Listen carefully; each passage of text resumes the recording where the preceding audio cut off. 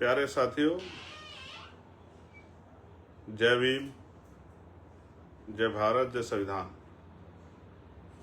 जय मंडल, जय जोहार, जय जवान, जय किसान, जय लोकतंत्र, जय विज्ञान।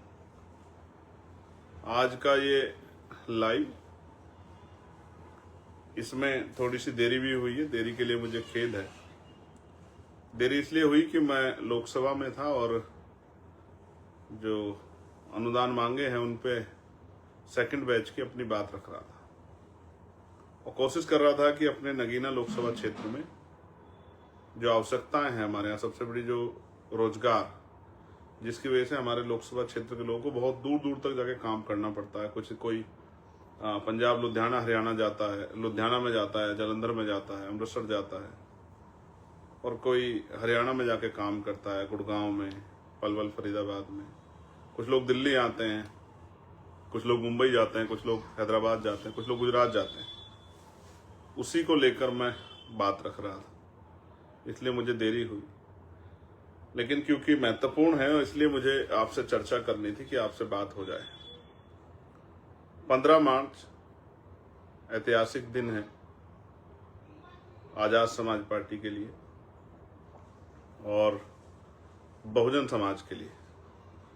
सबसे पहले मैं अपनी बात को शुरू करने से पहले बहुजन समाज में जन्मे सभी संतों, गुरुओं और महान पुरुषों को नमन करता हूं। और मैं बहुत सारे महापुरुषों के नाम लेता हूं, इसलिए लेता हूं कि आप लोग उनको, जो लोग मुझे फॉलो करते हैं, आप उनको पढ़ें, जानें। इसलिए नहीं कि उनकी पूजा करें, इसलिए कि उनको पढ़ें, जानें, उनके जीवन में उन्होंने क्या किया, इसको समझें, इसको देखें और महसूस करें कि आपके यहाँ तक पहुँचने में किस किस का योगदान है। जो आज स्वाभिमान सम्मान का जीवन आप भारत में प्राप्त कर रहे हैं, ये किस किस महापुरुषों की वजह से हो पाया। तो मैं महामानव तथागत बुद्ध से लेके जगत गुरु सतगुरु रविदास जी, गुरु नानक देव, गुरु कबीर, गुरु घासीदास, नारायण गुरु, संत गाडगे जी महाराज, अखंड ज्योति सतगुरु समनदास जी, राष्ट्रपिता ज्योतिबा फूले, छत्रपति साहू जी महाराज, डॉक्टर बाबा साहब अम्बेडकर, संत राम बी प्रजापति जी, बाबू जगदेव प्रसाद कुशवाहा, जननायक कपूरी ठाकुर, सर छोटू राम, चौधरी चरण सिंह जी, मामना राम सुब वर्मा, संत राम बी प्रजापति जी, बाबू शिवदयाल चौरसिया, राम जी, संतू जी लाड,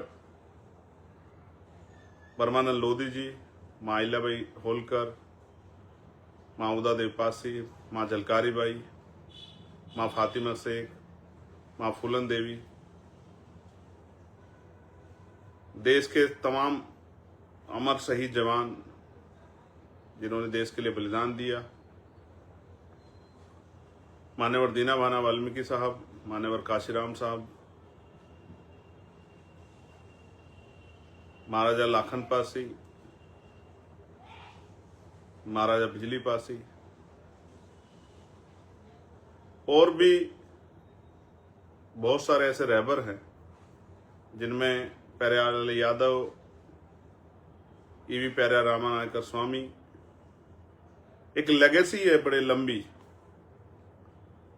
जब हम उनको पढ़ते हैं, जानते हैं, तो हमें एहसास होता है। संत तुकाराम,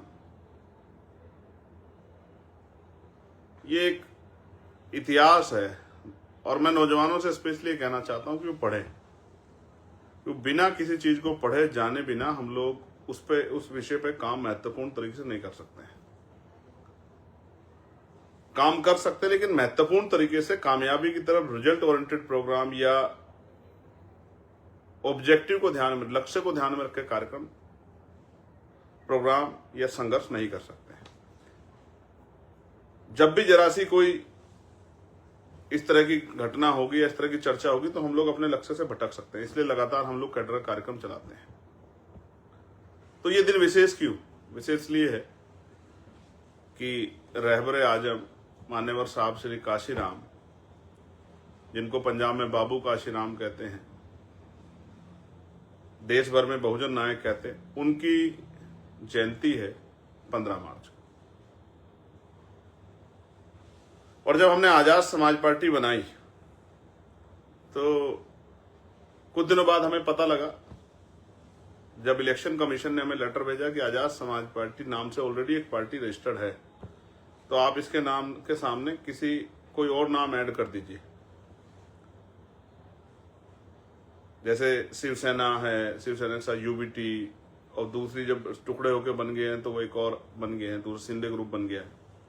उस तरह से जदयू में भी हुआ, उस तरह से सीपीआईएम सीपीआईएल में भी हुआ, एमएल में भी हुआ।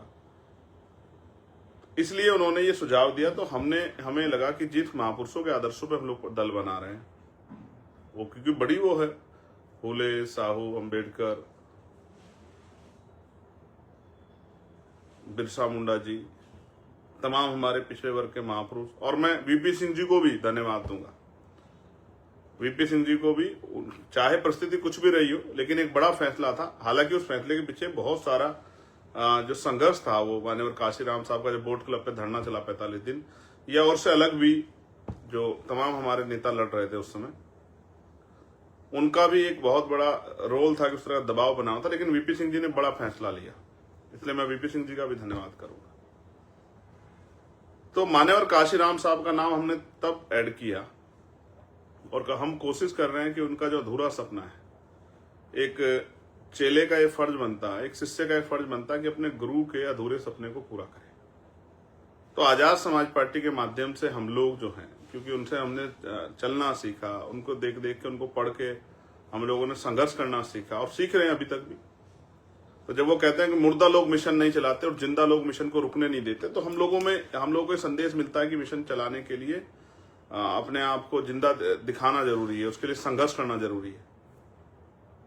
और बहुत सारी बातें ऐसी है जो उनके जीवन की प्रभावित करते हैं, किस तरह से उन्होंने संघर्ष किया है, अभाव में संघर्ष किया, भूखे रहकर, साइकिल के माध्यम से, और सीमित साधनों में, और किस तरह उन्होंने जो है बहुजन समाज के लोगों को लड़ना सिखाया है, किस तरह अंतिम जो जातियां थी उनमें भी नेतृत्व पैदा किया है, विधायक बनाया, सांसद बनाया।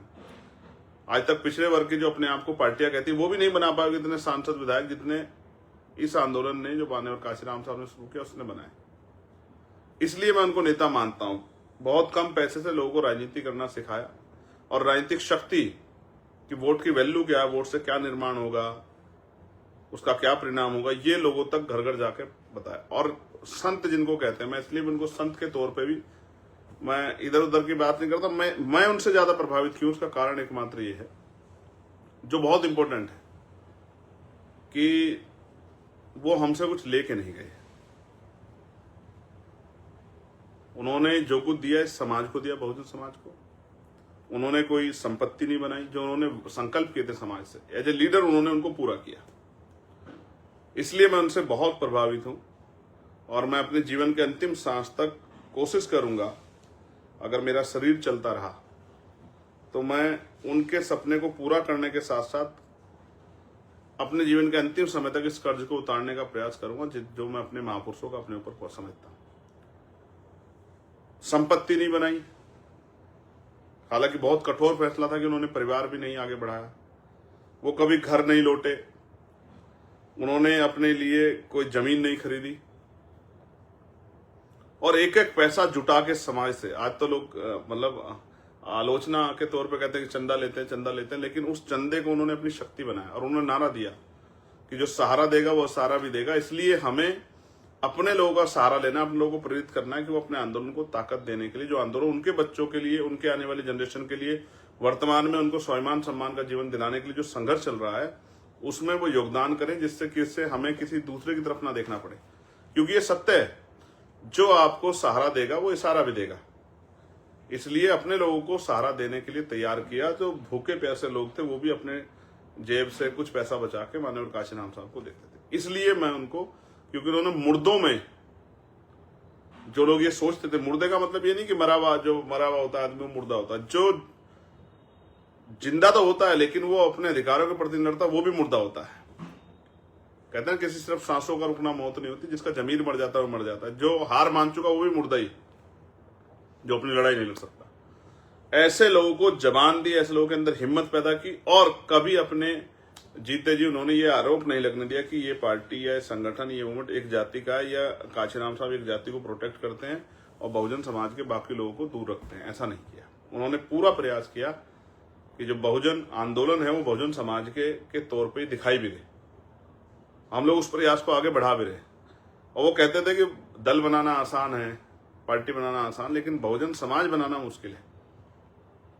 कई बार हमारे लोगों को भी अच्छा नहीं लगता कि हम जो है भाई बहुजन समाज बनाने के लिए इतने प्रयास क्यों कर रहे हैं। वो कई कई तरह की आलोचना करते हैं। लोकतंत्र में आलोचना सुननी चाहिए, आलोचना से घबराना चाहिए। हम लोग तो नहीं घबराते, बिल्कुल नहीं घबराते। तो मान्यवर काशीराम साहब की जयंती है, हमारे लिए विशेष अवसर है। और क्योंकि हमने उसी दिन पार्टी की स्थापना की है, ये संयोगवश है कि हमने हमारी पार्टी में वो, क्योंकि अगर पहले रजिस्ट्रेशन हो जाता ये नाम नहीं आता, लेकिन जब रजिस्ट्रेशन में उन्होंने मना कर दिया कि आपको इसका ऐड करना पड़ेगा, तो हमने मान्यवर काशीराम साहब का नाम ऐड किया। तो इसलिए जो है मान्यवर काशीराम साहब की जयंती पे हमारी पार्टी की स्थापना हुई है 2020 में। और मैं बधाई दूंगा अपने देश भर के उन साथियों को जिन्होंने नगीना में मेहनत करके आजाद समाज पार्टी को 5 साल के अंदर ही जो इलेक्टोरल पॉलिटिक्स है, राजनीतिक व्यवस्था में एक रिप्रेजेंटेशन भी चंद्रशेखर आजाद के रूप में, कार्यकर्ता के रूप में लोकसभा में भेजने का काम किया। और मध्य प्रदेश में हम लोग चूक गए 10-11 हजार वोट से, राजस्थान में हम लोग 3 सीटों पे चूक गए 5-7-11 हजार वोट से, महाराष्ट्र में हम लोग 1 सीट पे चूक गए 4,000 वोट से। तो एक मजबूत जो है काम जो उन साथियों ने किया, मैं उनको बधाई देता हूं। अब जो आवश्यक बात है वो मैं बता देता हूं। 15 तारीख को बाराबंकी में कार्यक्रम है और मैं विश्वास से कहता हूं कार्यक्रम ऐतिहासिक होगा। कुछ लोग हमारे साथियों को उस तरह से जानबूझ के उस तरह का माहौल खराब करने के लिए उकसाने का काम कर रहे हैं। मैं अपने साथियों से कहूंगा, हम लोग संवैधानिक व्यवस्था को मानने वाले लोग हैं, हमें किसी के उकसाव में नहीं आना चाहिए और किस तरह की टिप्पणी नहीं करनी चाहिए। देश में लोकतांत्रिक व्यवस्था है, संविधान से ये देश चल रहा है, हमें संविधान पे पूर्ण रूप से भरोसा है, तो हमें संवैधानिक दृष्टिकोण से आगे बढ़ना चाहिए। और देखिए, जब से मैंने यूजीसी के फेवर में, यूजीसी की जो गाइडलाइन आई थी, मोर्चा लिया था, मैं अकेला आदमी था लेने वाला, तब से एक बहुत शानदार मुहिम मेरे खिलाफ चलाई जा रही है। इससे मुझे कोई फर्क नहीं पड़ता। मैं राजनीति जो है व्यक्तिगत तौर पे कह रहा हूं, मैं का प्रयोग करते हुए, कि हमारा जो दल है और मैं स्वयं भी, हम राजनीति ही देश के कमजोर वर्गों के लिए कर रहे हैं, उनके अधिकारों को दिलाने के लिए कर रहे हैं, उनके आने वाली पीढ़ियों को, वर्तमान को, और जो भविष्य है वो कैसे सुरक्षित हो, उनके अधिकार कैसे बचे, इसीलिए हम लोग राजनीति कर रहे हैं। इस बात से कोई फर्क नहीं पड़ता कि हमारे विरोध में कौन है। जब हम अपने लोगों के लिए काम करेंगे, SC ST OBC माइनॉरिटी के लिए काम करेंगे, दलित पिछड़े आदिवासी मुसलमानों के लिए काम करेंगे, सिख जैन बौद्ध ईसाइयों के लिए काम करेंगे, तो ये बहुत सारे लोगों को अच्छा नहीं लगेगा। बिल्कुल अच्छा लगेगा तो अपनी तरफ से तमाम कोशिशें करेंगे। तो उनसे हमें लड़ना नहीं है, ना घबराना है, उनसे बिल्कुल नहीं घबराना है। हमें तो इस तरह की तमाम तरह की चुनौतियों का, साजिशों का सामना करना है और दिमाग से लड़ाई लड़नी है। वो जितना हमारे लोगों को रोकने काम करेंगे, मैं कहता हूं उससे ज्यादा लोग, और ये आप समझ लो, इन सब के पीछे सरकार है। मेरी बात को आप याद रखना। वरना आप बताओ, जिस आदमी पे गोली चली हो, जिस आदमी की हत्या का प्रयास किया गया हो, जिस आदमी को धमकी दी जाती हो, धमकी देने वाले घर में बैठे हैं और हमारे लोग परेशान हो रहे हैं बेचारे। उनकी परमिशन एक दिन पहले करते हैं, जब रैली का समय आ जाता है, उनको मंच लगाने का भी सही मौका नहीं देते। ये जब से रैलियां स्टार्ट हुई, किस तरह का ये कोई सहयोग है, प्रयोग है? आगरा की रैली का स्थान बदल दिया, कन्नौज की रैली का स्थान बदल दिया, जो संत कबीर नगर में रैली उसका स्थान बदल दिया, जौनपुर की रैली का स्थान बदल दिया। तो अभी भी आप देखो, बिल्कुल जंगल में करवाते हैं रैली की, भाई बहुत कम लोग पहुंच पाए।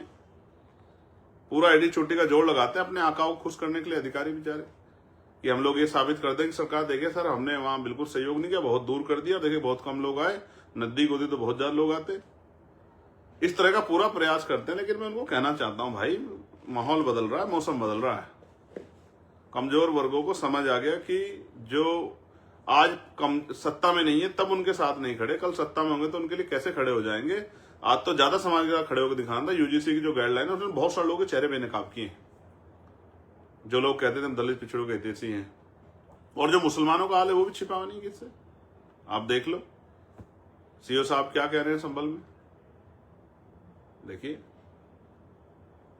बाकी धर्मों के धार्मिक उत्सव सड़क पे हो जाएंगे, लेकिन वो कह रहे हैं एक पैर अगर बाहर रख दिया किसी ने नमाज पढ़ते हुए मस्जिद से या ईदगाह से तो देख लेना, पर खैर नहीं।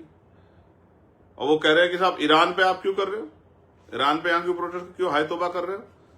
जब बांग्लादेश में कुछ होता तो हाय तौबा यहाँ होनी चाहिए, जब पाकिस्तान में कुछ होता हाय तौबा होनी चाहिए, लेकिन ईरान में अगर कुछ हुआ है तो यहाँ हाय तौबा नहीं होनी चाहिए, क्योंकि सरकार के लोगों को अच्छा नहीं लग रहा है। जब वो यहाँ नंगा नाच करवाते हैं अपने जो है जिनको संरक्षित गुंडों से, तब कुछ नहीं।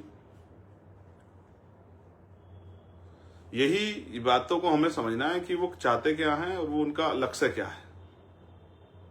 आपको अपने काम पे ध्यान देना है, और जो गाइडलाइन प्रदेश ने जारी की है कि सब लोग, बहुत सारे लोगों को बहुत सारी जगह पे अपने अपने जिला मुख्यालयों पे, और जो अदर स्टेट में जैसे मध्य प्रदेश, राजस्थान, पंजाब में, हरियाणा में, झारखंड में, बिहार में, दिल्ली में जो गाइडलाइन जारी हुई है, जहां जहां जिस तरह से आपको अपना जो है कार्यक्रम करना उस तरह से आप कार्यक्रम करें। और मैं बाराबंकी की पूरी टीम को और जहां जिस जोन का एक कार्यक्रम, उन सब लोगों को ये कहना चाहता हूं कि आप भी हिम्मत लगाओ। अगले 2 दिन आपके पास 13 और 14 पूरी ताकत लगाओ, और हर साजिश का मुकाबला संख्या के आधार पर तो लोकतंत्र है ये। जिनके पास सर होते हैं वही नेता होता है, जिनके पास सर होते हैं उन्हीं के पास शक्ति होती है, उन्हीं की सुनवाई होती है, उन्हीं को आगे बढ़ने का मौका मिलता है। अभी तक तो आपका एक भाई घर भी रहता है, उससे भी आग्रह करना कि चलो भाई साहब की जयंती मनाएंगे और भाई आ रहे हैं तो उनको जो है ताकत भी देंगे। बहन से भी कहना, माँ से भी कहना, भाभी से भी कहना, चाची से भी कहना कि चलो एक दिन उस रहबर के लिए, ठीक है, चलो बाबा साहब अम्बेडकर के मिशन को पूरा करने के लिए, चलो जो है फूले साहू के मिशन को पूरा करने के लिए, चलो उन महापुरुषों के संघर्ष को प्रवान चढ़ाने के लिए जिन्होंने जो है अपने बच्चों तक कुर्बान कर दिया। भाई ने बुलाया, चलिए बाराबंकी और दिखाइए लोगों को। पूरे प्रदेश को देखना चाहिए, पूरे देश को देखना चाहिए। और गाली देना, मुझे गाली देना तो अधिकार है सब लोगों का। जब मैं आप लोगों के लिए लड़ाई लड़ूंगा तो मैं कोई अपने घर के, मेरा परिवार को थोड़ा ही है कि भाई मैं कोई वो करने जा रहा हूं, तो मुझे तो गाली खानी है। तो इस गाली से मत डरो। आज जो गाली दे रहे हैं कल आपको सलाम भी करेंगे। समय की बात है। ये जानबूझ के आपका ध्यान, जैसे आपको कोई सफर तय करना, मुझे यहाँ से लखनऊ जाना है, बीच में अगर कोई इधर इस तरह का कोई हो जाए गतिविधि तो हम लोग उधर देखने लग जाए तो हमारा तो समय खराब होगा ना भाई। ये सोचा समझा प्लान है। और मैं फिर कह रहा हूं, सरकार पोषित लोग हैं ये लोग, ये संगठन सरकार पोषित है, आप जानते हो। आप इतिहास उठा के देख लो। इनसे, इन बेचारों को कुछ नहीं कहना है। बेरोजगार लोग हैं, इन पर ध्यान नहीं देना, अपने काम पे ध्यान देना है। हम लोग लोकतांत्रिक व्यवस्था में दल बना के काम कर रहे हैं, और हम ये जानते हैं political power is the master की। राजनीतिक सत्ता वो चाबी है जो आपकी सारी समस्या हल कर देगी। और लोग समस्या के लिए चिल्लाते हैं, हम पे समाधान है। इसलिए हमसे बहुत ज्यादा दिक्कत है सब लोगों को, लेकिन इन दिक्कतों का जवाब हम लोग ताकत बना के देंगे, ना कि लड़के। लोकतांत्रिक व्यवस्था में ये जुल्म जाति, कल मैंने कहा पार्लियामेंट में कि हमारी माओ को दर्द नहीं होता। बताओ, होता है नहीं होता है? सरकार बताए क्या कानून व्यवस्था है? दिल्ली हो, बिहार हो, राजस्थान हो, मध्य प्रदेश हो, यूपी हो, मार दे, कोई जला के मार दे रहा है, कोई हत्या कर दे रहा है, बहन बेटियों के सम्मान की रक्षा नहीं कर पा रही सरकार। उठा ले जा रहे बहन बेटियों को, बच्चों को। आज एक मामला आया मेरे पास मिर्जापुर का, जिसमें एक आदमी ने धमकी दी, कहा कि मार दिया, निपटा दिया, और बता दिया वहां पड़ा, उसका नाम निकाल दिया। जाऊंगा मैं बहुत जल्दी वहां भी। तो इस तरह की मैं वहां कोशिश करता हूं जाके जहां अन्याय ना हो रहा, न्याय ना हो रहा। जैसे कपसाड़ में हम लोग जाएंगे जल्दी, 15 तारीख के बाद। कपसाड़ से जो वादे हुए थे कपसाड़ के परिवार से, और वो जिस तरह डर के साए में, मेरे पास खबर आई है कि भाई वो डर के साए में उनके जो वादे किए थे पूरे नहीं किए सरकार ने। जाएंगे अब कपसाड़ हम लोग। हम कहाँ भूलने वाले लोग हैं? हम पे तो काम ज्यादा है ना, हम पे काम ज्यादा। हम नहीं भूलते किसी को, हम हर व्यक्ति के साथ खड़े। हमारी टीम हर जगह जाती है। इसलिए मैं आपसे आग्रह कर रहा हूं कि आपको बहुजन समाज के लोगों को एकजुटता रखनी है, और जो साथी वहां काम करें उनसे आग्रह, थोड़ी सी और ताकत लगा दो। हालांकि रैलियां बहुत सफल हुई। कल प्रदेश अध्यक्ष जी ने मुझसे कहा कि किसी एक रैली की बड़ाई मत क्या करो आप, हम सब लोगों ने बहुत मेहनत की। मैं लाइव के माध्यम से उनको कहना चाहता हूं कि मैं बधाई देता हूं उत्तर प्रदेश की पूरी टीम को। और अभी उत्तराखंड में भी रैली करनी है। जो तारीख उनको दी थी उसको आगे बढ़ाएंगे थोड़ा सा। तो संगठनात्मक बदलाव किया है सीनियर लोगों से बात करके, तो उनको वहां भी आगे बढ़ाएंगे, वहां भी जल्दी रैली करेंगे। लेकिन ये रैली जो है अभी 29 तारीख की और 15 तारीख की, और उसके बाद भी जो आगे कार्यक्रम जो तय हुए हैं पिछड़ा वर्ग सम्मेलन के, वो सब शानदार होंगे, मेरा भरोसा है। क्योंकि हमारे साथियों ने बहुत काम किया, और जो साथी काम नहीं कर रहे उनसे भी मैं चिंता भी करता हूं, और उनसे आदेश निर्देश भी देता हूं कि भाई काम करो, आप ही के जिले पीछे रह जाएंगे। जैसे बिजनौर आगे भाग जाएगा, सहारनपुर आगे भाग जाएगा, शामली आगे भाग जाएगा, मुजफ्फरनगर आगे भाग जाएगा, मेरठ आगे भाग जाएगा, अमरोहा, मैं पश्चिम के लिए कह रहा हूं, अमरोहा आगे भाग जाएगा, संभल जो है भाग जाएगा आगे, हापुड़ भाग जाएगा आगे, बुलंदशहर भाग जाएगा, तो आप पीछे रह जाएगा, बरेली रामपुर आगे भाग जाएगा, सीतापुर आगे भाग जाएगा। आप देख लेना इस बार, मैं जो आपसे कह रहा हूं, रामपुर आगे भाग जाएगा, शाहजहांपुर आगे भागेगा इस बार, और इधर अंबेडकर नगर आजमगढ़ भागेंगे। तो ये इस तरह इसलिए कह रहा हूं कि जहां नहीं आगे बढ़ पाओगे, ताकत नहीं बना पाओगे, फिर वहां की सुनवाई कम होगी, वहां को उस तरह का सहयोग नहीं मिल पाएगा, फिर कहोगे कि भाई हमारे यहाँ नहीं हो पा रहा है काम। राजकाज बनाने के लिए हर व्यक्ति को मेहनत करनी पड़ेगी, पूरे संगठन को मेहनत करनी पड़ेगी, तब राजकाज बनेगा। इसलिए मैं आपसे आग्रह कर रहा हूं, अब तो कोशिश करेंगे अप्रैल के बाद हम लोग, अब ये 15 की रैली, फिर 29 की लखीमपुर खीरी में, उसके बाद हम लोग यात्रा का प्लान, हम लोग साथी सीनियर लोग, राष्ट्रीय कोर कमेटी के मेंबर, क्योंकि हमारे यहाँ वही सब कुछ तय करते हैं, कौन प्रदेश अध्यक्ष होगा, कौन संगठन का वो काम करेगा, कौन जो है किस तरह कार्यक्रम आगे करने, उन्होंने तय कर दिया है, तो अब वो कार्यक्रम चलाएंगे। मैंने 2 चीज नोटिस की है जब से मैंने यूजीसी पे स्टैंड लिया, क्योंकि किसी और ने नहीं लिया, किसी और को फर्क नहीं पड़ रहा था, मगर मुझे हमारे पढ़ने लिखने बच्चे को, जिनको आज यूपीएससी में पास होने बधाई दे रहे, वही बच्चे जब यूनिवर्सिटी में पढ़ रहे हैं, या वही जो कामयाब हो जाते हैं, सब देखते हैं उनको, जब वो पढ़ते हैं उनके साथ जो अन्याय होता है उस पर जब वो लड़ाई लड़ने काम करते हैं, वो लड़ाई जो उनको पढ़ने हुए नहीं लड़नी चाहिए, इसलिए मैंने बच्चों से कहा था आप मत लड़ो, वो जब देखते हैं तो उनको कोई नहीं दिखाई देता, कोई उनके लिए लड़ रहा है। इसलिए जब मैंने यूजीसी पे स्टैंड लिया, जब मैंने 15% अतिरिक्त अति पिछड़े वर्ग के लिए आरक्षण की बात की, जब मैंने पिछड़े वर्ग के लिए पॉलिटिकल रिजर्वेशन की बात की असेंबली में और पार्लियामेंट में, जब लगातार मैंने बैकलॉग पर ये जो इंटरव्यू, जैसे यूपीएससी का इंटरव्यू, जितने भी इंटरव्यू में बहुजन समाज के बच्चों के साथ जो धक्काशाही होती है, उनके साथ जो दोहरा व्यवहार होता है, तब मैंने उस पर आवाज उठाई। तो मेरे खिलाफ पूरा जो है पार्टी के खिलाफ इस तरह का पूरा प्रोपेगेंडा चला के काम चलाया जा रहा है। इन सब चीजों से हमारा आंदोलन कामयाब होने वाला नहीं। आप लोग अपने यहाँ मेहनत करो, हर झूठ का जवाब समय आने पे समय खुद देगा, लोग बोल बोल के बताएंगे। ऐसे तो आप सूरज के ऊपर भी घर बैठे धूल फेंक सकते हो, वो धूल आपके मुंह पे गिरेगी जो लोग धूल फेंक रहे हैं। इनसे घबराने की जरूरत नहीं, अपना काम कीजिए, मेहनत कीजिए। अभी से आपको बधाई। मेरा दिल कहता है कि बाराबंकी जो है किसी को किसी रैली से पीछे नहीं रहेगा, मजबूत रैली करेगा, और लखीमपुर खीरी भी मजबूत रैली करेगा। और जो घर बैठे थे किसी कारण से कि भाई ये चला जाएगा वो चला जाएगा, तो आप लोग भी निकलिए। बाराबंकी में एक ऐसा सैलाब दिखना चाहिए जिसे देख के जो है ना विरोधियों के वैसे ही हौसले टूट जाए। लोकतंत्र है, ये सदैव सत्ता किसी एक तरफ नहीं रहती, बदलती रहती। जनता जिस तरफ चलती है उसी तरफ चली जाती है सत्ता। मैं तो वो छोटा सा आदमी हूँ, सिपाही हूँ आपका, महापुरुषों कमीशन का। जब तक जीवन में लड़ता रहूंगा भाई, क्या फर्क पड़ता है। रो रो थोड़ा ही आदमी जाएगा, एक दिन जाएगा आदमी, एक दिन रहेगा। जब तक जीवन है, जब तक संघर्ष करेंगे और अपने साथ अच्छे लोगों को तैयार करके जाएंगे। और मैं आप सबसे भी कहता हूँ, बहुजन समाज के एक एक जाति को, व्यक्ति को जोड़िए साहब। जिनको मौका नहीं मिला उनको मौका देना है, इस बार मौका देना है उनको, जिनको मौका नहीं मिला। अति पिछड़ी जातियों को इस बार विधानसभा में मौका देना है, जिनको मौका नहीं मिला।